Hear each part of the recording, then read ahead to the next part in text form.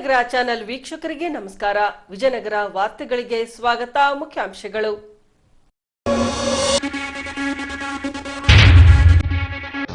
ವಿವಿಧ ಕಾನೂನು ತಿದ್ದುಪಡಿ ವಿರೋಧಿಸಿ ದಿನಾಂಕ 27ರಂದು ಭಾರತ್ ಬಂದ್ಗೆ ಬೆಂಬಲಿಸುವಂತೆ ರ್ಯಾಲಿ ನಡೆಸಿದ ನಗರದ ಪ್ರಗತಿಪರ ಸಂಘಟಕರು. ಬಿಜೆಪಿ ಮಂಡಲದಿಂದ ನೆರವೇರಿದ ಪಂಡಿತ್ ದೀನ್ ದಯಾಳ್ ರವರ ಜನ್ಮದಿನಾಚರಣೆ. ದೇಶದಲ್ಲಿ ಪಕ್ಷ ದೊಡ್ಡ ಮಟ್ಟದಲ್ಲಿ ಬೆಳೆಯಲು ಉಪಾಧ್ಯಾಯರವರ ಸಿದ್ಧಾಂತಗಳೇ ಕಾರಣ ಸ್ಪಷ್ಟಪಡಿಸಿದ ಸಚಿವ ಗೋವಿಂದ ಕಾರಜೋಳ. ವಿವಿಧ ಬೇಡಿಕೆಗಳ ಈಡೇರಿಕೆಗೆ ಆಗ್ರಹಿಸಿ ಪ್ರಧಾನಿರವರಿಗೆ ಮನವಿ ರವಾನಿ. ತಹಸೀಲ್ದಾರ್ ದ್ವಾರ ಮನವಿ ರವಾನಿಸಿದ ಸ್ಕೀಮ್ ನೌಕರರು. ನ್ಯಾಯಮೂರ್ತಿ ಸದಾಶಿವ ಆಯೋಗದ ವರದಿಗೆ ವಿರೋಧ. ವರದಿ ಜಾರಿ ಮಾಡದಂತೆ ಆಗ್ರಹಿಸಿ ರಾಜ್ಯ ಸರ್ಕಾರಕ್ಕೆ ಮನವಿ ಸಲ್ಲಿಸಿದ ರಾಷ್ಟ್ರೀಯ ಗೋರ್ಬಂಜಾರ್ ಕ್ರಾಂತಿ ಸಂಘ. ತಗ್ಗು ಗುಂಡಿಗಳಿಂದ ಕೂಡಿದ ಎಪಿಎಂಸಿ ಬಳಿಯ ರಸ್ತೆ. ಉರುಳಿ ಬಿದ್ದ ಆಟೋ. ಧರಣಿಗೆ ಮುಂದಾದ ಆಟೋ ಸಂಘಟಕರು. ಗುಂಡಿ ಮುಚ್ಚಲು ಮುಂದಾದ ನಗರಸಭೆ. ನಗರದಿಂದ ಕಾಣೆಯಾದ 61 ವರ್ಷದ ರಘುಪತಿ ಪತ್ತೆಗಾಗಿ ಪ್ರಕಟಣೆ ಹೊರಡಿಸಿದ ಹೊಸಪೇಟೆ ಪಟ್ಟಣ ಪೊಲೀಸ್ ಠಾಣೆ. ಈಗ ವಾರ್ತೆಗಳ ವಿವರ. ಕೃಷಿ ಸೇರಿದಂತೆ ವಿವಿಧ ಕಾಯ್ದೆಗಳ ತಿದ್ದುಪಡಿ ವಿರೋಧಿಸಿ ದಿನಾಂಕ 27ರಂದು ಭಾರತ್ ಬಂದ್ಗೆ ಕರೆ ನೀಡಲಾಗಿದೆ. ಅಂದು ಕರ್ನಾಟಕ ಬಂದ್ಗೂ ಬೆಂಬಲ ಸೂಚಿಸುವಂತೆ ಸಂಯುಕ್ತ ಹೋರಾಟ ಕರ್ನಾಟಕ ಸಂಘಟನೆ ರಾಜ್ಯದ ಜನತೆಯಲ್ಲಿ ಕರೆ ನೀಡಿದೆ. ಈ ಹಿನ್ನೆಲೆಯಲ್ಲಿ ಸಂಯುಕ್ತ ಹೋರಾಟ ಕರ್ನಾಟಕ ವಿಜಯನಗರ ಜಿಲ್ಲಾ ಘಟಕದಿಂದ ಜೈಬೀಂ ವೃತ್ತದಲ್ಲಿ ಜಮಾವಣೆಗೊಂಡು ಡಾಕ್ಟರ್ ಬಿಆರ್ ಅಂಬೇಡ್ಕರ್ ಅವರ ಪುತ್ಥಳಿಗೆ ಮಾಲಾರ್ಪಣೆಗೈದು ಜನ ವಿರೋಧಿ ಕಾನೂನು ತಿದ್ದುಪಡಿಗಳನ್ನು ಹಿಂಪಡೆಯಬೇಕೆಂದು ಘೋಷಣೆ ಕೂಗಿದರು. ಭಾರತದಲ್ಲಿ ನಡೆದಿರುವಂತಹ 27ನೇ ಬಂದ್ ಅದು ಯಾವ ರೀತಿ ಇರುತ್ತೆ ಅನ್ನುವಂಥದ್ರ ಬಗ್ಗೆ ಎಲ್ಲರೂ ಗಮನ ಕೊಟ್ಟು ಕೇಳ್ತಾ ಇದ್ದಾರೆ. ಯಾಕಂತಂದ್ರೆ ಇಡೀ ಮೀಡಿಯಾಗಳು, ನಮ್ಮ ಭಾರತ ದೇಶದ ಹೆಚ್ಚಿನ ಮೀಡಿಯಾಗಳು, ಯಾವುದೋ 1-2 ಬಿಟ್ರೆ ಇನ್ನು ಹೆಚ್ಚಿನ ಮೀಡಿಯಾಗಳು ಇವತ್ತು ಬಾಲಂಗೋಚಿಗಳಾಗಿ ಏನು ನರೇಂದ್ರ ಮೋದಿಯ ಬೂಟು ನೆಕ್ಕುವಂತ ಕೆಲಸ ಇವತ್ತು ಮೀಡಿಯಾಗಳು ಮಾಡ್ತಾ ಇದ್ದಾವೆ. ಈ ಮಾಡ್ತಾ ಇರೋದ್ರಿಂದ ಕಳೆದ 10 ತಿಂಗಳಿಂದ ಏನು ರೈತರು ಹೋರಾಟ ಮಾಡ್ತಾ ಇದಾರೆ, ಆ ಹೋರಾಟ ಎಲ್ಲಿ ಕೂಡ ಪ್ರಚಾರ ಆಗ್ತಾ ಇಲ್ಲ, ಹೋರಾಟ ನಡೀತಾ ಇಲ್ಲ ಅನ್ನುವಂತ ವಾತಾವರಣ ಇವತ್ತು ಸೃಷ್ಟಿಯಾಗಿರೋದನ್ನ ನಾವು ನೋಡ್ತಾ ಇದೀವಿ. ಅದಕ್ಕೋಸ್ಕರ ನಾವೆಲ್ಲ ಈ ಹೋರಾಟವನ್ನ ಗಂಭೀರವಾಗಿ ತಗೊಂಡಿದ್ದೀವಿ. ಇಡೀ ಜಗತ್ತಿನ ಗಮನವನ್ನು ನಾವು ಸೆಳೀತಾ ಇದ್ದೀವಿ. ಜಗತ್ತಿನ ಅನೇಕ ರಾಷ್ಟ್ರಗಳು ಭಾರತದ ಬಂದ್ಗೆ, ಭಾರತದ ರೈತರ ಕಾರ್ಮಿಕರ ಹೋರಾಟಕ್ಕೆ ಈಗಾಗಲೇ ಬೆಂಬಲವನ್ನು ಕೊಟ್ಟುದನ್ನು ಕೂಡ ನಾವೆಲ್ಲರೂ ಗಮನಿಸಬೇಕಾಗಿದೆ. 27ನೇ ತಾರೀಕಿನ ಬಂದ್ಗೆ ಎಲ್ಲ ನಾಗರಿಕರು, ಏನು ಬೆಲೆ ಏರಿಕೆಯಿಂದ ತತ್ತರಿಸಿರುವಂತಹ ನಾಗರಿಕರು, ನೌಕರದಾರರು, ರೈತರು, ಕಾರ್ಮಿಕರು, ವಿದ್ಯಾರ್ಥಿ, ಯುವಜನರು ಎಲ್ಲರೂ ಕೂಡ ಬೆಂಬಲ ಕೊಡಬೇಕು ಅಂತ ಹೇಳಿ ಈ ಮುಖಾಂತರ ನಾನು ಕರೆಯನ್ನು ಕೊಡ್ತಾ ಇದ್ದೀನಿ. ನಮಸ್ಕಾರ. ಅದೇ ರೀತಿ ಜೈಬೀಂ ವೃತ್ತದಿಂದ ನಗರದ ಪ್ರಮುಖ ರಸ್ತೆಗಳಲ್ಲಿ ರ್ಯಾಲಿ ನಡೆಸಿ ದಿನಾಂಕ 27ರಂದು ನೀಡಿರುವ ಭಾರತ್ ಬಂದ್ಗೆ ಬೆಂಬಲ ಸೂಚಿಸುವ ಮೂಲಕ ಕೇಂದ್ರ ಸರ್ಕಾರದ ಗಮನ ಸೆಳೆಯಬೇಕೆಂದು ಸಾರ್ವಜನಿಕರಲ್ಲಿ ಕರೆ ನೀಡುತ್ತಾ ಭಾರತ್ ಬಂದ್ ಯಶಸ್ವಿಗೊಳಿಸುವಂತೆ ಕರೆ ನೀಡಿದರು. ಇವತ್ತೇನು 10 ತಿಂಗಳಿಂದ ದೆಹಲಿಯಲ್ಲಿ ಕುಳಿತಿರ್ತಕ್ಕಂಥ ರೈತರು 10 ತಿಂಗಳು ಕಳೆದರೂ ಇವತ್ತು ಪ್ರತಿಭಟನೆ ಮಾಡ್ತಾ ಇದ್ದಾರೆ. ಆದರೆ ನಮ್ಮ ದೇಶದ ದುರಂತ ಏನಂದರೆ ಇವತ್ತು ಪ್ರತಿಭಟನೆ ನಿರ್ತಂಥ ರೈತರನ್ನು ಮಾತಾಡುವಂಥ ವ್ಯವಧಾನ ಏನು ನರೇಂದ್ರ ಮೋದಿ ಅವರು ತೋರ್ತಾ ಇಲ್ಲ. ಹಾಗೆ ಈಗ ತಂದಿರತಕ್ಕಂಥ 3 ಕೃಷಿ ಕಾಯ್ದೆಗಳನ್ನು ಯಥಾವತ್ತಾಗಿ ರಾಜ್ಯ ಸರ್ಕಾರ ಕೂಡ ಅದು ಅಧಿವೇಶನದಲ್ಲಿ ಜಾರಿಗೊಳಿಸಿದೆ. ಆ ಕಾರಣಕ್ಕೆ ಏನು ಇವತ್ತು ಕಿಸಾನ್ ಮೋರ್ಚಾ ಸಂಯುಕ್ತ ಹೋರಾಟ ಏನು ಭಾರತ್ ಬಂದ್ 27 ಕರೆ ಕೊಟ್ಟಿದೆ, ಆ ಭಾರತ್ ಬಂದನ್ನು ವಿಜಯನಗರ ಜಿಲ್ಲೆಯಲ್ಲಿ ಯಶಸ್ವಿ ಆಗ್ಬೇಕಂತ ಇವತ್ತು ತಮ್ಮ ಮುಖಾಂತರ ಕೇಳ್ತಾ, ಇದಕ್ಕೆ ಸಂಬಂಧಪಟ್ಟಂತ ರೈತರು ಇರ್ಬೋದು, ಕಾರ್ಮಿಕರು ಇರ್ಬೋದು, ದಲಿತ ಸಂಘಟನೆಗಳು ಇರ್ಬೋದು, ಪ್ರಗತಿಪರ ಸಂಘಟನೆಗಳು ಇರ್ಬೋದು, ಕನ್ನಡ ಪರ ಸಂಘಟನೆಗಳು ಎಲ್ಲರೂ ಬೆಂಬಲ ವ್ಯಕ್ತಪಡಿಸಿ ಈ ಹೋರಾಟವನ್ನು ಯಶಸ್ವಿ ಮಾಡ್ಬೇಕಂತ ಈ ಮುಖಾಂತರ ತಮ್ಮಲ್ಲಿ ತಿಳಿಸ್ತೀನಿ. ಅದೇ ರೀತಿ ಆಟೋ ಚಾಲಕರು, ವಾಣಿಜ್ಯ ವಾಹನಗಳ ಟ್ಯಾಕ್ಸಿ, ಟಾಟಾ ಎಸಿ ಚಾಲಕರು ದಿನಾಂಕ 27ರಂದು ರಸ್ತೆಗೆ ಗಾಡಿಗಳನ್ನ ಇಳಿಸದೆ ಭಾರತ್ ಬಂದ್ಗೆ ಬೆಂಬಲ ಸೂಚಿಸಬೇಕೆಂದು ಆಟೋ ಸಂಘಟನೆಯ ಮುಖಂಡ ಸಂತೋಷ್ ರವರು ಈ ವೇಳೆ ಕರೆ ನೀಡಿದರು. 2021ರ ಸೆಪ್ಟೆಂಬರ್ 27ನೇ ತಾರೀಕು ಸೋಮವಾರದಂದೇನು ರೈತ, ಕಾರ್ಮಿಕರ, ದಲಿತ ಮತ್ತು ಕನ್ನಡ ಪರ ಸಂಘಟನೆಗಳು ಅಖಿಲ ಭಾರತ ಬಂದ್ ಕರೆ ಕೊಟ್ಟಿದೆ. ಕರೆ ಕೊಟ್ಟಂಥ ಸಂದರ್ಭದಲ್ಲಿ ಹೊಸಪೇಟೆಯಲ್ಲಿರ್ತಕ್ಕಂಥ federation of Karnataka auto rickshaw drivers union, Karnataka ರಾಜ್ಯ ವಾಣಿಜ್ಯ ವಾಹನ ಚಾಲಕರ ಸಂಘ, ಟ್ಯಾಕ್ಸಿ ಚಾಲಕರ ಸಂಘ, ವಿಜಯನಗರ ಆಟೋ ಚಾಲಕರ ಸಂಘ ಮತ್ತು ಟಾಟಾ ಎಸಿ ಯೂನಿಯನ್ ಹೀಗೆ ಹಲವಾರು ಸಾರಿಗೆ ಕಾರ್ಮಿಕರ ಸಂಘಟನೆಗಳು ಸೋಮವಾರದಂದು ಹೊಸಪೇಟೆಯಲ್ಲಿ ಸಾರಿಗೆ ಬಂದನ್ನು ನಡೆಸಲಿಕ್ಕೆ ನಾವು ತೀರ್ಮಾನ ಮಾಡಿರ್ತೀವಿ. ಹಾಗಾಗಿ ಹೊಸಪೇಟೆಯಲ್ಲಿರ್ತಕ್ಕಂಥ ಎಲ್ಲ ಸಾರಿಗೆ ಕಾರ್ಮಿಕರು ಬಂದಿನಂಥ ಸಂದರ್ಭದಲ್ಲಿ ಯಾರು ಕೂಡ ವಾಹನಗಳನ್ನು ಚಾಲನೆ ಮಾಡಲಾರ್ದೇ ತಾವೆಲ್ಲರೂ ಕೂಡ ಸಮವಸ್ತ್ರವನ್ನು ಧರಿಸಿ ನಡೀತಕ್ಕಂಥ ರ್ಯಾಲಿ ಮತ್ತು ಬಹಿರಂಗ ಸಭೆಯಲ್ಲಿ ಎಲ್ಲ ಚಾಲಕರು ಭಾಗವಹಿಸಬೇಕು ಅಂತೇಳಿ ಮನವಿ ಮಾಡ್ತೀನಿ. ಒಂದು ನಮ್ಮ ಬೇಡಿಕೆ ಏನಂತ ಹೇಳಿದರೆ ತೈಲೋತ್ಪನ್ನಗಳ ಬೆಲೆ ಏರಿಕೆ ಜೊತೆಗೆ ತೈಲ ಕಂಪ್ನಿಗಳನ್ನು ಖಾಸಗಿ ಕಂಪ್ನಿಗೆ ಮಾರ್ತಕ್ಕಂಥದ್ದು ಮತ್ತು ಸಾರಿಗೆ ರಂಗದಲ್ಲಿರ್ತಕ್ಕಂಥ ರೈಲ್ವೆ ಸಾರಿಗೆ ಆಗಿರ್ಬೋದು ಅಥವಾ ರಸ್ತೆ ಸಾರಿಗೆ ಆಗಿರ್ಬೋದು ಇವೆಲ್ಲವೂ ಕೂಡ ಖಾಸಗಿ ಕಂಪ್ನಿಗಳಿಗೆ ಇವತ್ತೇನು ಮಾರಾಟ ಮಾಡಲಿಕ್ಕೆ ಕೇಂದ್ರ ಸರ್ಕಾರ ತೀರ್ಮಾನ ಮಾಡಿದೆ. ಇಂಥ ಅವೈಜ್ಞಾನಿಕ ತೀರ್ಮಾನಗಳನ್ನು ಕೈಬಿಡಬೇಕು ಮತ್ತು ಪೆಟ್ರೋಲು, ಡೀಸೆಲ್ ಮತ್ತು LPGಗಳನ್ನು GST ಅಡಿಯಲ್ಲಿ ತರಬೇಕು ಅಂತೇಳಿ ಒತ್ತಾಯ ಮಾಡಿ ನಾಳೆ ದಿನ 27ನೇ ತಾರೀಕು ಹೊಸಪೇಟೆಯಲ್ಲಿ ಸೋಮವಾರ ಸಾರಿಗೆ ಬಂದಲ್ದೇ ಎಲ್ಲದನ್ನೂ ಬಂದ್ ಮಾಡ್ತಾಯಿದ್ದೀವಿ. ಎಲ್ಲ ನಾಗರಿಕರು ಮತ್ತು ಚಾಲಕರು ಸಹಕಾರ ಮಾಡಬೇಕು ಅಂತೇಳಿ ಮನವಿಯನ್ನು ಮಾಡ್ತಾಯಿದ್ದೀವಿ. ವಿಜಯನಗರ ಜಿಲ್ಲೆ ಹೊಸಪೇಟೆ ಬಿಜೆಪಿ ಮಂಡಲದಿಂದ ಪಂಡಿತ್ ದೀನ್ ದಯಾಳ್ ಉಪಾಧ್ಯಾಯರವರ 105ನೇ ವರ್ಷದ ಜನ್ಮದಿನಾಚರಣೆ ಕೈಗೊಳ್ಳಲಾಗಿತ್ತು. ದೇಶದಲ್ಲಿ ಬಿಜೆಪಿ ಪಕ್ಷ ದೊಡ್ಡ ಮಟ್ಟದಲ್ಲಿ ಬೆಳೆಯಲು ಪಂಡಿತ್ ದೀನ್ ದಯಾಳ್ ಉಪಾಧ್ಯಾಯರವರು ಹಾಕಿಕೊಟ್ಟ ಮಾರ್ಗ ಹಾಗೂ ಅವರ ಸಿದ್ಧಾಂತಗಳೇ ಕಾರಣವೆಂದು ಜಲಸಂಪನ್ಮೂಲ ಸಚಿವ ಗೋವಿಂದ ಕಾರಜೋಳರವರು ಈ ವೇಳೆ ಸ್ಪಷ್ಟಪಡಿಸಿದ್ದಾರೆ. ಪಟೇಲ್ ನಗರದ ಸಚಿವರ ಹಳೆ ಕಚೇರಿ ಸಭಾಂಗಣದಲ್ಲಿ ದಿನಾಂಕ 25ರಂದು ಬಿಜೆಪಿ ಮಂಡಲದಿಂದ ಪಂಡಿತ್ ದೀನ್ ದಯಾಳ್ ಉಪಾಧ್ಯಾಯರವರ 105ನೇ ಜನ್ಮದಿನಾಚರಣೆ ಕೈಗೊಳ್ಳಲಾಗಿತ್ತು. ಈ ವೇಳೆ ಮಹಿಳಾ ಮೋರ್ಚಾದಿಂದ ರಂಗೋಲಿಯಿಂದ ಕಮಲವನ್ನ ಅರಳಿಸಿ ಸಿಂಗಾರಗೊಳಿಸಲಾಗಿತ್ತು. ಹೀಗೆ ಸಚಿವರು ಭಾವಚಿತ್ರಕ್ಕೆ ಪುಷ್ಪಾರ್ಚನೆಗೈದು ಉಪಾಧ್ಯಾಯರವರ ಕೊಡುಗೆ ಕುರಿತು ಸ್ಮರಿಸಿ ನಮಿಸಿದರು. ನಂತರ ಸಚಿವ ಆನಂದ್ ಸಿಂಗ್ ರವರು ಮಾತನಾಡಿ, ಪಂಡಿತ್ ದೀನ್ ದಯಾಳ್ ರವರ ತ್ಯಾಗ ಬಲಿದಾನದಿಂದಾಗಿ ದೇಶದಲ್ಲಿ ಪಕ್ಷ ಎತ್ತರಕ್ಕೆ ಬೆಳೆಯಲು ಸಾಧ್ಯವಾಗಿದೆ. ಮುಂಬರುವ ಚುನಾವಣೆಗಳಲ್ಲಿ ಪಕ್ಷದ ಅಭ್ಯರ್ಥಿಗಳ ಗೆಲುವಿಗೆ ನಾವೆಲ್ಲರೂ ಶ್ರಮಿಸಬೇಕಿದೆ ಎಂದು ಕಾರ್ಯಕರ್ತರಲ್ಲಿ ಕರೆ ನೀಡಿದರು. ಆದರೆ ಇವತ್ತು ಈ ಪಕ್ಷ ಈ ಮಟ್ಟಕ್ಕೆ ಬೆಳಿಬೇಕಂದಾಗ ಏನೇನು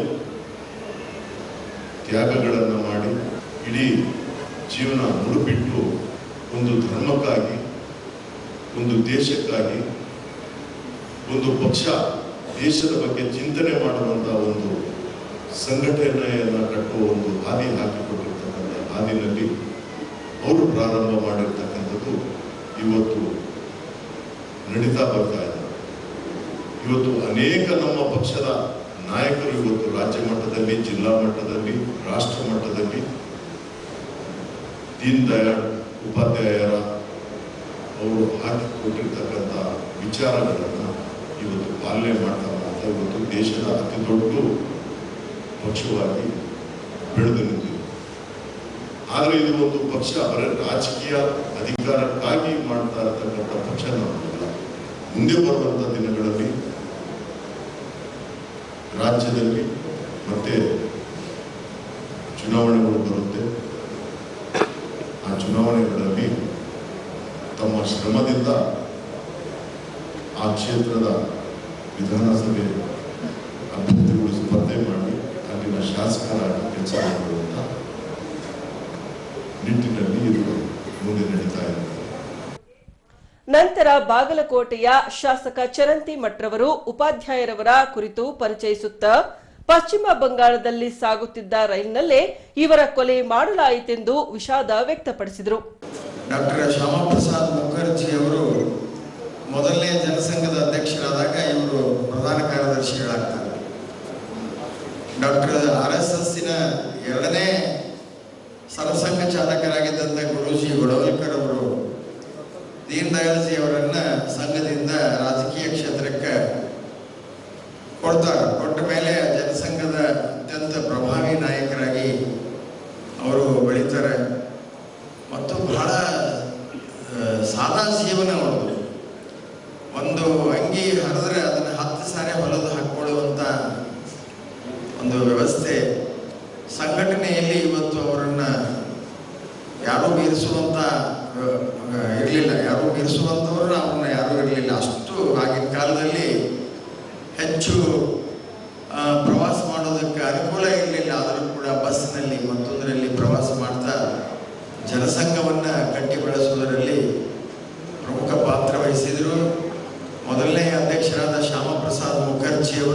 ಕಾಶ್ಮೀರದಲ್ಲಿ ನಿಧನ ಹೊಂದಿದ ಮೇಲೆ ಇವರನ್ನ ಜನಸಂಘದ ಅಧ್ಯಕ್ಷರನ್ನಾಗಿ ಮಾಡ್ತಾರೆ. ಆದರೆ ಅಜಾತ ಶತ್ರುಗಳು ಬಹಳ ಪ್ರತಿಭಾವಂತರು. ಆ ಕಾಲದಲ್ಲಿ ಕಾಂಗ್ರೆಸ್ಸಿನವರಿಗೆ ಇಂಥವ್ರನ್ನ ತಡ್ಕೊಳ್ಳೋದಾಗ್ತಿರ್ಲಿಲ್ಲ, ಶಕ್ತಿ ಇರಲಿಲ್ಲ. ನಮ್ಮ ಹತ್ರ ಶಕ್ತಿ ಇರಲಿಲ್ಲ ಅಂದರೂ ಕೂಡ ಅವರಿಗೆ ತಡ್ಕೊಳ್ಳೋದಾಗ್ತಿರ್ಲಿಲ್ಲ.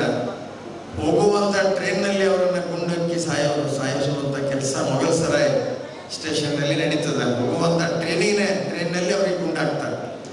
ಮತ್ತು ಅದನ್ನು ಮೊಘಲ್ ಸರಾಯ್ ಸ್ಟೇಷನ್ನಿಗೆ ಆ ಡಬ್ಬಿ ತಂದು ತೊಳೆದು ನಿಂದಿರಿಸ್ಬಿಡ್ತಾರೆ. ಇವತ್ತಿನವರೆಗೂ ಅದರ ಎನ್ಕ್ವೈರಿನೂ ಆಗಲಿಲ್ಲ, ಆ ಕಾಲದಲ್ಲಿ ಯಾವುದೂ ಆಗಲಿಲ್ಲ. ಅಂಥ ಪುಣ್ಯಾತ್ಮರು ಕಟ್ಟಿದಂಥ ಜನಸಂಘ ಇವತ್ತು ಎಮರ್ಜೆನ್ಸಿಯಲ್ಲಿ ಜನತಾ ಪಕ್ಷವಾಗಿ 1980ರಲ್ಲಿ ಭಾರತೀಯ ಜನತಾ ಪಕ್ಷವಾಗಿ ಅಟಲ್ಜಿಯವರು 6.5 ವರ್ಷ ಪ್ರಧಾನಮಂತ್ರಿಗಳಾಗಿ ದೇಶ ನಡೆಸಿದರೆ, ಇವತ್ತು ನರೇಂದ್ರ ಮೋದಿಜಿಯವರು ಬಂದ ಮೇಲೆ ನಮ್ಮ ಸ್ವಂತ ಬಲದ ಮೇಲೆ 7 ವರ್ಷದವರೆಗೆ ನಾವು ಸರ್ಕಾರವನ್ನು ಮಾಡೋದಕ್ಕೆ ಸಾಧ್ಯ ಆಯಿತು. ಈ ಪರಿಶ್ರಮಕ್ಕೆ ಯಾರಾದರೂ ಕಾರಣರಿದ್ದರೆ ಅದು ಮೊಟ್ಟ ಮೊದಲನೇದಾಗಿ ದೀನ್ ದಯಾಳ್ ಉಪಾಧ್ಯಾಯರು ಅನ್ನುವಂಥದ್ದನ್ನು ನಾವ್ಯಾರು ಮರೆಯುವುದಿಲ್ಲ. ನಂತರ ಜಲಸಂಪನ್ಮೂಲ ಸಚಿವ ಕಾರಜೋಳರವರು ಮಾತನಾಡಿ, ದೀನ್ ದಯಾಳ್ ರವರು ಹಾಕಿಕೊಟ್ಟ ತತ್ವ ಸಿದ್ಧಾಂತಗಳ ತಳಹದಿಯಿಂದಾಗಿ ದೇಶದಲ್ಲಿ ಬಿಜೆಪಿ ಪಕ್ಷ ದೊಡ್ಡ ಮಟ್ಟದಲ್ಲಿ ಬೆಳೆಯಲು ಸಾಧ್ಯವಾಗಿದೆ ಎಂದರು. ಈಗಾಗಲೇ ವೀರಣ್ಣ ಚರಂತಿಮಣ್ಣರವರು ಹೇಳಿದರು, ಪಂಡಿತ್ ದೀನ್ ದಯಾಳ್ ಉಪಾಧ್ಯಾಯ ಅವರ ಜೀವನ ಮತ್ತು ಅವರ ಬದುಕು ಹೇಗಿತ್ತು ಅಂದ್ರೆ, ಅವರೊಬ್ಬರು ಸಂತರ ಥರ ಇದ್ದರು. ಅವರು ತಮ್ಮನ್ನು ತಾವು ಈ ದೇಶಕ್ಕಾಗಿ ಸಮಾಜಕ್ಕಾಗಿ ಅರ್ಪಣೆ ಮಾಡಿಕೊಂಡಂಥವರು.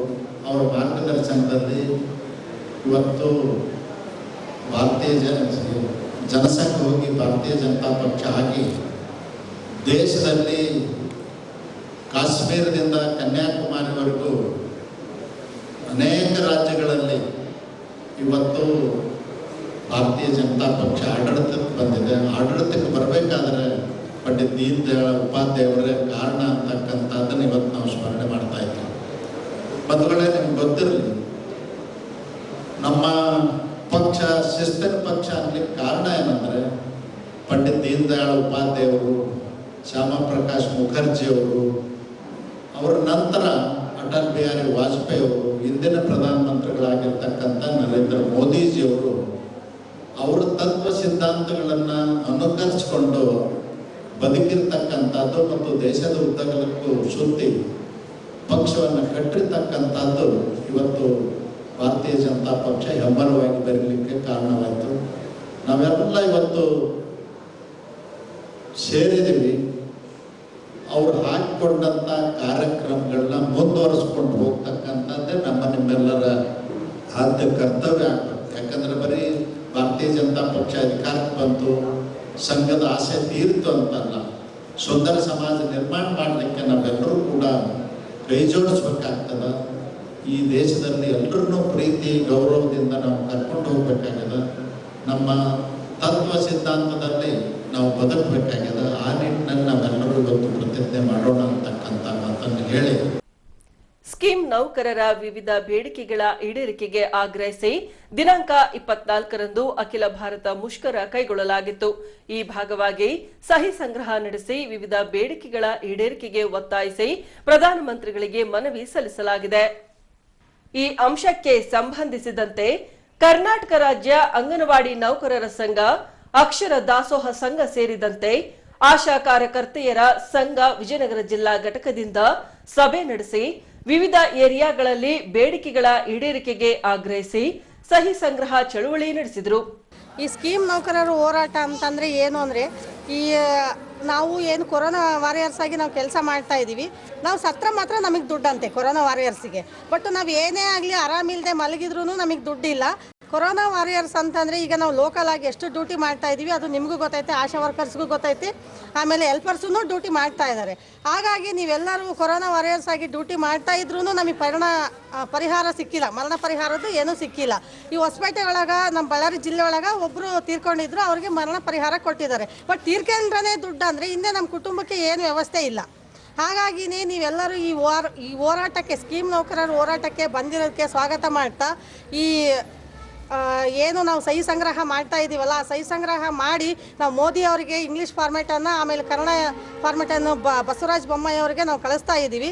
ಹೀಗೆ ತಹಸೀಲ್ದಾರ್ ಕಚೇರಿಗೆ ಆಗಮಿಸಿದ ಸ್ಕೀಂ ನೌಕರರು ಗ್ರೇಡ್ 2 ತಹಸೀಲ್ದಾರ್ ದ್ವಾರ ಪ್ರಧಾನಮಂತ್ರಿಗಳಿಗೆ ಮನವಿ ರವಾನಿಸಿ ಕೋವಿಡ್ನ ಸಂದಿಗ್ಧ ಪರಿಸ್ಥಿತಿಯಲ್ಲಿ ಕರ್ತವ್ಯ ನಿರ್ವಹಿಸಿದ ಸ್ಕೀಂ ನೌಕರರಿಗೆ ಪರಿಹಾರ ನೀಡಬೇಕು, ಕನಿಷ್ಠ ವೇತನ ನೀಡಬೇಕು, ಸ್ಕೀಂ ನೌಕರರನ್ನ ಸರ್ಕಾರಿ ನೌಕರರನ್ನಾಗಿ ಖಾಯಂಗೊಳಿಸಿ ಪಿಂಚಣಿ ನೀಡಬೇಕೆಂದು ಕೇಂದ್ರ ಸರ್ಕಾರಕ್ಕೆ ಸಹಿ ಸಂಗ್ರಹ ಚಳುವಳಿ ಮೂಲಕ ಮನವಿ ರವಾನಿಸಿದ್ದಾರೆ.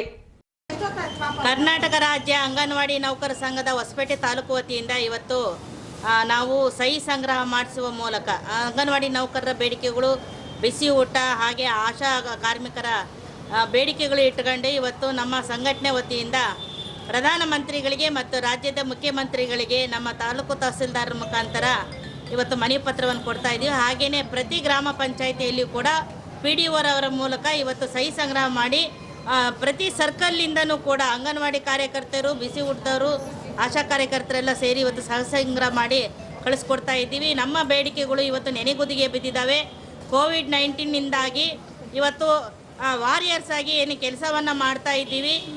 ಇವತ್ತು ಯಾವುದೇ ರೀತಿಯ ಸೌಲಭ್ಯವನ್ನು ಕೊಡದೇನೆ ಮತ್ತು ಹೆಚ್ಚುವರಿ ವೇತನವನ್ನು ಕೂಡ ಕೊಡದೇನೆ ಇವತ್ತು ನಮ್ಮನ್ನು ಪುಕ್ಕಟೆಯಾಗಿ ದುಡಿಸ್ಕೊಳ್ತಿದ್ದಾರೆ. ಅಷ್ಟೇ ಅಲ್ಲ, ನಮ್ಮ ಮೇಲೆ ವಿವಿಧ ಕಾನೂನುಗಳನ್ನ ಇವತ್ತು ನಮ್ಮ ಮೇಲೆ ಒತ್ತಡ ಹೇರೋದ್ರ ಮೂಲಕ ಇವತ್ತು ಕೆಲಸವನ್ನು ತಗೊಳ್ತಾ ಇದ್ದಾರೆ. ಇದನ್ನು ಕೈ ಬಿಡಬೇಕು. ಕೂಡಲೇ ಅಂಗನವಾಡಿ ನೌಕರಿಗೆ ಕನಿಷ್ಠ ವೇತನವನ್ನು ಜಾರಿ ಮಾಡಬೇಕು ಮತ್ತು ಹೆಚ್ಚುವರಿ ಕೆಲಸ ಸುಪ್ರೀಂ ಕೋರ್ಟ್ ಆರ್ಡರ್ ಕೊಟ್ಟಿದೆ. ಇವತ್ತು ICDS ಕೆಲಸ ಅಷ್ಟಕ್ಕೆ ಸೀಮಿತಗೊಳಿಸಬೇಕು. ಅಂಗನವಾಡಿ ನೌಕರನ್ನ ಬೇರೆ ಯಾವುದೇ ಕೆಲಸ ಕೊಡಬಾರ್ದು ಅಂದರೆ ಕೂಡ ಇವತ್ತು ಎಲ್ಲ ಕೆಲಸವನ್ನು ತಗೊಳ್ತಾ ಇದ್ದಾರೆ. ಪ್ರತಿಯಾಗಿ ಏನಾದರೂ ಕೂಡ ಹೆಚ್ಚುವರಿ ಪ್ರೋತ್ಸಾಹಧನ ಕೊಡ್ತಿದ್ದಾರೆ ಅಂತಂದರೆ ಏನು ₹1 ಕೂಡ ಬಿಡುಗಡೆ ಮಾಡ್ತಾ ಇಲ್ಲ. ಹಾಗಾಗಿ ಇವತ್ತು ಅಂಗನವಾಡಿ ನೌಕರರ ಹಲವಾರು ಬೇಡಿಕೆಗಳು ಇವತ್ತು ಹೊಸ ಶಿಕ್ಷಣ ಕಾಯ್ದೆ ಕೂಡ ತಂದು ಇವತ್ತನ್ನು ಏನು 10 ಮಕ್ಕಳು ಇರುವಂಥ ಕೇಂದ್ರಗಳ ಮಾಹಿತಿಗಳನ್ನ ಕೂಡ ತಗೊಳ್ತಾ ಇದ್ದಾರೆ. ಮುಂದಿನ ದಿನಗಳಲ್ಲಿ ಇವತ್ತು ಅಂಗನವಾಡಿಗಳನ್ನ ಮುಚ್ಚುವಂಥ ಹುನ್ನಾರವನ್ನು ಮಾಡ್ತಾ ಇದ್ದಾರೆ. ಇದನ್ನು ವಿರೋಧಿಸಿ ಅಖಿಲ ಭಾರತ ಮಟ್ಟದಲ್ಲಿ ಇವತ್ತು ನಾವು ಹೋರಾಟವನ್ನು ಮಾಡ್ತಾ ಇದ್ದೀವಿ. ಇವತ್ತು ಸಹಿ ಸಂಗ್ರಹ ಮೂಲಕ ನಾವು ಮನವಿ ಕೊಡಲಿಕ್ಕೆ ಬಂದಿದ್ದೀವಿ. ಧನ್ಯವಾದಗಳು.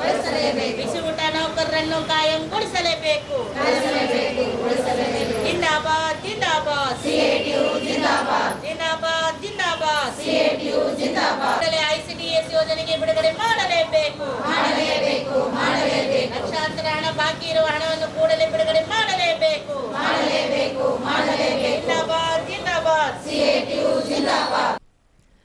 ಕೆಳ ಸಮುದಾಯದ ಹಿತ ಕಾಪಾಡುವ ನಿಟ್ಟಿನಲ್ಲಿ ನ್ಯಾಯಮೂರ್ತಿ ಸದಾಶಿವರವರ ನೇತೃತ್ವದಲ್ಲಿ ಸಮಿತಿಯೊಂದನ್ನು ರಚಿಸಿ ಸಮೀಕ್ಷೆ ನಡೆಸಿ ಸರ್ಕಾರಕ್ಕೆ ವರದಿ ನೀಡಲಾಗಿದೆ. ವರದಿ ಸೋರಿಕೆಯಾಗಿದ್ದು, ಸದಾಶಿವ ಆಯೋಗದ ವರದಿಯಲ್ಲಿ ಪಾವಿತ್ರತೆ ಇಲ್ಲ, ಕೆಳ ಸಮುದಾಯಗಳನ್ನು ಹೊಡೆದು ಆಳುವ ರೀತಿಯಲ್ಲಿ ವರದಿ ಸಿದ್ಧಪಡಿಸಲಾಗಿದೆ ಎಂದು ಆರೋಪಿಸಲಾಗಿದೆ. ಈ ಅಂಶಕ್ಕೆ ಸಂಬಂಧಿಸಿದಂತೆ ತಹಸೀಲ್ದಾರ್ ಕಚೇರಿಗೆ ಆಗಮಿಸಿದ ರಾಷ್ಟ್ರೀಯ ಗೋರ್ ಬಂಜಾರ್ ಕ್ರಾಂತಿ ಸಂಘ ವಿಜಯನಗರ ಜಿಲ್ಲಾ ಘಟಕವು ಇಲ್ಲಿನ ಗ್ರೇಡ್ 2 ತಹಸೀಲ್ದಾರ್ ದ್ವಾರ ರಾಜ್ಯ ಸರ್ಕಾರಕ್ಕೆ ಮನವಿ ರವಾನಿಸಿ ನ್ಯಾಯಮೂರ್ತಿ ಸದಾಶಿವ ಆಯೋಗದ ವರದಿಯನ್ನ ಜಾರಿಗೆ ತರಬಾರದೆಂದು ಆಗ್ರಹಿಸಿದ್ದಾರೆ. ವರದಿಯನ್ನ ಸರ್ಕಾರ ಏಕಪಕ್ಷೀಯವಾಗಿ ಕೇಂದ್ರ ಸರ್ಕಾರಕ್ಕೆ ಶಿಫಾರಸು ಮಾಡಬಾರದು. ಈ ವರದಿಯನ್ನ ಸಾರ್ವಜನಿಕ ಚರ್ಚೆಗೆ ಬಿಡುಗಡೆ ಮಾಡಬೇಕು. ಆಯೋಗ ತನ್ನ ಉದ್ದೇಶಕ್ಕೆ ವಿರುದ್ಧವಾಗಿ ಶಿಫಾರಸು ಮಾಡಲಾಗಿದೆ. ಕೆಲ ರಾಜಕಾರಣಿಗಳು ಪರಿಶಿಷ್ಟ ಜಾತಿಗಳ ಮಧ್ಯೆ ದ್ವೇಷ ಬಿತ್ತುವ ಹುನ್ನಾರ ನಡೆಸಿದ್ದಾರೆ. ಬಾಬಾ ಸಾಹೇಬ್ ಅಂಬೇಡ್ಕರ್ ಅವರ ಸಂವಿಧಾನಕ ನಿಯಮಗಳಡಿ ಪರಿಶಿಷ್ಟರಿಗೆ ಮೀಸಲಾತಿ ಸಿಗುತ್ತಿದೆ. ಆದರೆ ಕೆಲವು ರಾಜಕೀಯ ವ್ಯಕ್ತಿಗಳ ಹಾಗೂ ಸಂಘ ಪರಿವಾರಗಳ ಹಸ್ತಕ್ಷೇಪದಿಂದ ಸದಾಶಿವ ಆಯೋಗದ ವರದಿಯಲ್ಲಿ ಪರಿಶಿಷ್ಟರ ನಡುವೆ ಒಡೆದಾಳುವ ಅಂಶ ಕಂಡುಬಂದಿವೆ. ಹಾಗಾಗಿ ನ್ಯಾಯಮೂರ್ತಿ ಸದಾಶಿವ ಆಯೋಗದ ವರದಿಯನ್ನ ಜಾರಿ ಮಾಡದಂತೆ ರಾಜ್ಯ ಸರ್ಕಾರಕ್ಕೆ ಆಗ್ರಹಿಸಿದ್ದಾರೆ. 24/9/2021 ಏನು ರಾಜ್ಯಾದ್ಯಂತ ಪ್ರತಿ ತಾಲೂಕು ಜಿಲ್ಲಾಡಳಿತ ಕಚೇರಿಯಲ್ಲಿ ಇದು ಸದಾಶಿವ ಆಯೋಗದ ವರದಿಯನ್ನು ತಿರಸ್ಕರಿಸಲು ಹಾಗೂ ಇದರ ವಿರುದ್ಧವಾಗಿ ಇಡೀ ರಾಜ್ಯದಲ್ಲಿ ಎಲ್ಲ ತಾಲೂಕು ಜಿಲ್ಲಾ ಕಚೇರಿಗಳಲ್ಲಿ ಮನವಿಯನ್ನು ಕೊಡ್ತಾ ಇದ್ದೇವೆ. ಆದರೆ ಈ ಮೀಸಲಾತಿ ಅನ್ನೋದು ನಮ್ಮ ಜನ್ಮಸಿದ್ಧ ಹಕ್ಕು, ಇದು ಯಾರು ಭಿಕ್ಷೆ ಅಲ್ಲ. ಆದರೆ ಕೆಲವು ಸಮುದಾಯ ಏನು 101 ಜಾತಿ ನಮ್ಮ ಕೊರ್ಚ, ಕೊರ್ಮ, ಲಂಬಾಣಿ, ಬೋವಿ ಎಲ್ಲ ಜನಾಂಗದಲ್ಲಿ ವಿಷ ಬೀಜವನ್ನು ಬಿತ್ತಿ ಸಮಾಜದ ನಡುವೆ ಗೊಂದಲಗಳನ್ನು ಸೃಷ್ಟಿ ಮಾಡ್ತಿದ್ದಾರೆ. ಹಾಗಾಗಿ ರಾಜಕೀಯವಾಗಿ ಇರ್ಬೋದು, ಸಾಮಾಜಿಕವಾಗಿರ್ಬೋದು. ಆದರೆ ಮುಂದಿನ ದಿನಮಾನಗಳಲ್ಲಿ ಇವತ್ತಿನ ಏನು ಇದು ಹೋರಾಟ ಅಷ್ಟೇ ಅಲ್ಲ, ಇದು ಮನವಿಯನ್ನು ಕೊಡಲಿಕ್ಕೆ ಬಂದಿದ್ದೇವೆ. ಆದರೆ ಈ ಸದಾಶಿವ ಆಯೋಗದ ವರದಿಯನ್ನು ಚರ್ಚೆಗೆ ಬಿಡಬೇಕು, ಸಾಮಾಜಿಕ ಚರ್ಚೆಗೆ ಬಿಡಬೇಕು. ಇದರ ಲೋಪದೋಷಗಳನ್ನು ವಿಚಾರ ಮಾಡಿದ ಮೇಲೆ ಈ ಮೀಸಲಾತಿ ಬಗ್ಗೆ ಮಾತಾಡೋಣ. ಆದರೆ ಕೆಲವು ರಾಜಕೀಯ ಮುಖಂಡರುಗಳು ಅವರ ಬಾಯಿಗೆ ಬಂದಂತೆ ಕೆಲವು ಹೇಳಿಕೆಯನ್ನು ಹೇಳಿ ಸಮುದಾಯಗಳಲ್ಲಿ ಗೊಂದಲ ಸೃಷ್ಟಿಗಳನ್ನು ಮಾಡ್ತಾ ಇದ್ದಾರೆ. ಹಾಗಾಗಿ ದಯಮಾಡಿ ನಾವು ಸರ್ಕಾರದಲ್ಲಿ ವಿನಂತಿ ಮಾಡ್ಕೊಳ್ಳೋದಷ್ಟೇ, ಈ ಏನು ಸದಾಶಿವ ಆಯೋಗದ ವರದಿ ಇದೆ ಸಾರ್ವಜನಿಕ ಚರ್ಚೆಗೆ ಬರಲಿ. ಆಮೇಲೆ ತಿರುಳನ್ನು ಜನಗಳಿಗೆ ಗೊತ್ತಾಗಬೇಕು. ಯಾಕಂದರೆ ಈ ವರದಿಯಲ್ಲಿ ಏನಿದೆ ಅಂತ ಯಾರಿಗೂ ಗೊತ್ತಿಲ್ಲ. ಅವ್ರೇನು ಸುಮ್ಮನೆ ಅವರು ಬಂದು ಏನೇನು ಹೇಳ್ತಾರೆ, ಅದರ ವಿರುದ್ಧವಾಗಿ ನಾವು ಬರ್ತೇವೆ, ಮನವಿಯನ್ನು ಕೊಡ್ತೇವೆ. ಬರೀ ಹಾಗೆ ಆಗ್ತಾಯಿದೆ. 10-15 ವರ್ಷಗಳಿಂದ ಇದು ಬರೀ ಗೊಂದಲದಲ್ಲೇ ಆಗ್ತಾಯಿದೆ ಹೊರತು ಇದರಲ್ಲಿ ನಿಜಾಂಶ ಏನು ಅಂತ ಯಾರಿಗೂ ಗೊತ್ತಿಲ್ಲ. ಹಾಗಾಗಿ ಎಲ್ಲ ಮಾಧ್ಯಮ ಮಿತ್ರರಿಗೆ ನಾವು ನಮ್ಮ ಸಮಾಜದಿಂದ ನಿಮಗೆ ವಿನಂತಿಯನ್ನು ಮಾಡಿಕೊಳ್ತೇವೆ.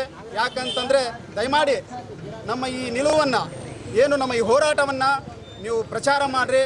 ಈ ಸಮಾಜದಲ್ಲಿ ಏನೇನು ಅನ್ಯಾಯಗಳಾಗ್ತಾ ಇದೆ, ಅತ್ಯಾಚಾರಗಳಾಗ್ತಾ ಇದೆ, ಆದರೆ ನಾವು ಯಾವುದರಲ್ಲಿ ಅಭಿವೃದ್ಧಿ ಆಗಿದ್ದೀವಿ ಅದನ್ನು ಸಮಾಜದಲ್ಲಿ ಇದು ಮತ್ತೊಮ್ಮೆ ಬೇಕಾದರೆ ಸರ್ಕಾರದಿಂದ ಇದನ್ನು ಪರಿಶೀಲಿಸಿ ಮುಂದಿನ ಕ್ರಮ ಕೈಗೊಳ್ಬೇಕಂತೇಳಿ ನಾವು ಈ ಮೂಲಕ ಮಾಧ್ಯಮದ ಮೂಲಕ ಕೇಳ್ಕೊಳ್ತಾ ಇದ್ದೇವೆ.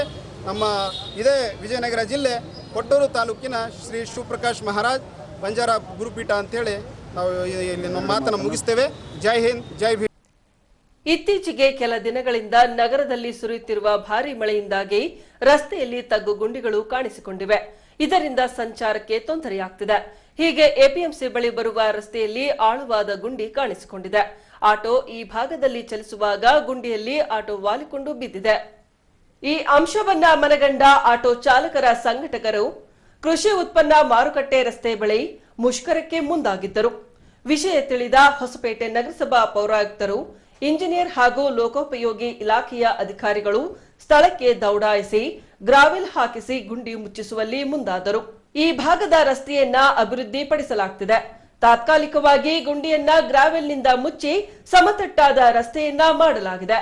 ಇನ್ನು ರಸ್ತೆಗಳಲ್ಲಿನ ತಗ್ಗು ಗುಂಡಿಗಳನ್ನ ಸೇರಿದಂತೆ ಅವೈಜ್ಞಾನಿಕವಾಗಿ ಅಳವಡಿಸಿರುವ ಯುಜಿಡಿ ಫಿಟ್ಗಳನ್ನ ಸರಿಪಡಿಸಿ ಸಮತಟ್ಟಾದ ರಸ್ತೆಯನ್ನಾಗಿಸಿ ಸುಗಮ ಸಂಚಾರಕ್ಕೆ ಅನುವು ಮಾಡಿಕೊಡುವಂತೆ ಈ ಹಿಂದೆ ಆಟೋ ಸಂಘಟನೆ ನಗರಸಭೆಗೆ ಮನವಿ ಸಲ್ಲಿಸಿದ್ದರು. ಸಚಿವ ಆನಂದ್ ಸಿಂಗ್ ರವರ ಸೂಚನೆಯ ಮೇರೆಗೆ ಯುಜಿಡಿ ಫಿಟ್ಗಳನ್ನ ರಸ್ತೆಗೆ ಸಮತಟ್ಟಾಗಿ ನಿರ್ಮಿಸಲಾಗುತ್ತಿದೆ. ಈಗ ಕಾಣೆಯಾದ ವ್ಯಕ್ತಿಯ ಕುರಿತು ಪೊಲೀಸ್ ಪ್ರಕಟಣೆ. ಈ ಭಾವಚಿತ್ರದಲ್ಲಿರುವ 61 ವರ್ಷದ ರಘುಪತಿ ಬೈಲೂರ್ ಎಂಬ ವ್ಯಕ್ತಿ ದಿನಾಂಕ 21ರಿಂದ ಕಾಣೆಯಾಗಿದ್ದಾರೆ. ಭಾರತೀಯ ಜೀವ ವಿಮಾ ಸಂಸ್ಥೆಯ ನಿವೃತ್ತ ಅಧಿಕಾರಿಯಾಗಿದ್ದ ಈ ವ್ಯಕ್ತಿ ಹೊಸಪೇಟೆ ಜೆಪಿ ನಗರದ ಅಂಜುಮನ್ ಆಸ್ಪತ್ರೆಯ ಪಕ್ಕದ ಮನೆಯ ನಿವಾಸಿಯಾಗಿದ್ದಾರೆ. ಸೆಪ್ಟೆಂಬರ್ 21ರಂದು ಮಧ್ಯಾಹ್ನ ಮನೆಯಿಂದಾಚೆಗೆ ಹೋದವರು ಈವರೆಗೂ ಮರಳಿ ಮನೆಗೆ ಬಂದಿರುವುದಿಲ್ಲ. ಕನ್ನಡ, ತುಳು, ಹಿಂದಿ ಹಾಗೂ ಇಂಗ್ಲಿಷ್ ಭಾಷೆಯಲ್ಲಿ ಮಾತನಾಡಬಲ್ಲ ಈ ವ್ಯಕ್ತಿ ಯಾರಿಗಾದರೂ ಕಾಣಿಸಿದ್ದಲ್ಲಿ ಸಮೀಪದ ಪೊಲೀಸ್ ಠಾಣೆಗೆ ಮಾಹಿತಿ ರವಾನಿಸುವಂತೆ ಹೊಸಪೇಟೆ ಪಟ್ಟಣ ಪೊಲೀಸ್ ಠಾಣೆಯಿಂದ ಸಾರ್ವಜನಿಕ ಪ್ರಕಟಣೆ ಹೊರಡಿಸಲಾಗಿದೆ. ಈಗ ತುಂಗಭದ್ರಾ ಜಲಾಶಯದ ನೀರಿನ ಮಟ್ಟ ಕುರಿತು ಮಾಹಿತಿ.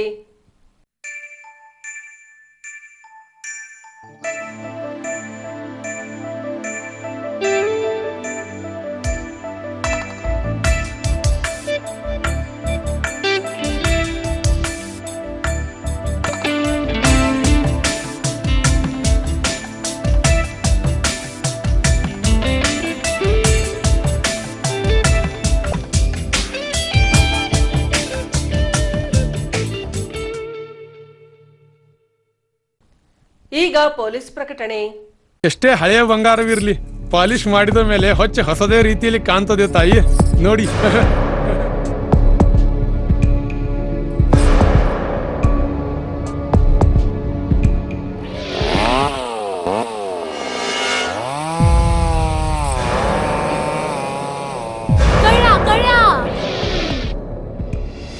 ತಾಯಿ, ನಿಮ್ ಮೈ ಮೇಲೆ ಅದು ಹೊಲಸು ಬಿದ್ದಿದೆ.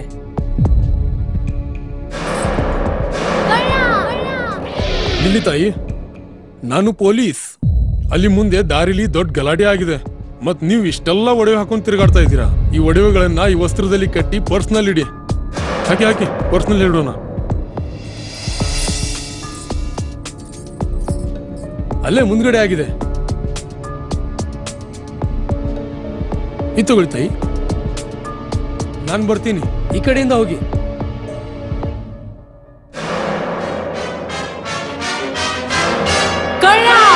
ಇಂತಹ ಮೋಸದ ಸಂಗತಿ ನಿಮಗೂ ನಡೆಯಬಹುದು. ತಮ್ಮ ಬೆಲೆ ಬಾಳುವ ಒಡವೆ ಆಭರಣ ವಸ್ತುಗಳನ್ನು ಎಚ್ಚರಿಕೆಯಿಂದ ಕಾಪಾಡಿ. ಯಾವುದೇ ಮಾತುಗಳಿಗೆ ಮರುಳಾಗಬೇಡಿ. ಸಂಶಯಾಸ್ಪದ ರೀತಿಯಲ್ಲಿ ಯಾರಾದರೂ ಕಂಡು ಬಂದರೆ ಸಮೀಪದ ಪೊಲೀಸ್ ಠಾಣೆಯನ್ನು ಸಂಪರ್ಕಿಸಿರಿ. ಕೊನೆಯಲ್ಲಿ ಮತ್ತೊಮ್ಮೆ ವಾರ್ತೆಗಳ ಮುಖ್ಯಾಂಶಗಳು.